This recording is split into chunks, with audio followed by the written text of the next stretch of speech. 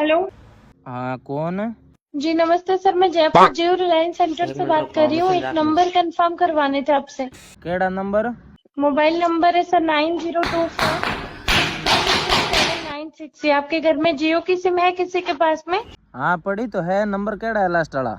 896 last का digit number है उसका। हाँ ये तो मेरा नंबर है मैडम जी। अशोक कुमार बात कर रहे हो आप? हाँ सो के यहाँ। सिम पे कल 12 बजे के बाद में सभी इनकमिंग सेवाएं इस नंबर से बंद होने वाली हैं। हाँ कोशिश करिएगा कल तक रिचार्ज करवाने का। मैडम ठेकेदार पैया दे कौन कम कर हमारी चार्ज। दे दे सर, ठेकेदार खनु मांगो वहाँ पे दे दे। मैडम मैं हगलाई कारीगर नहीं होलिया का गांव जावण वास्ते पहुंच ऊंची कर ली। हम ठेकेदार पैया दे कौन।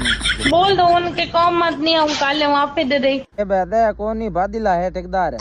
दे देगा। आप बोलो कि काम पे नहीं आऊंगा तो होलियों पहली पैया दे कौन नहीं बादिलो लौंड है।